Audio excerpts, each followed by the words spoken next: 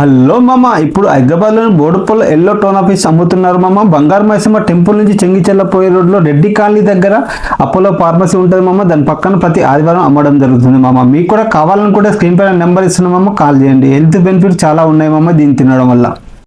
Yellow tone office తినడం వల్ల health benefits అండి.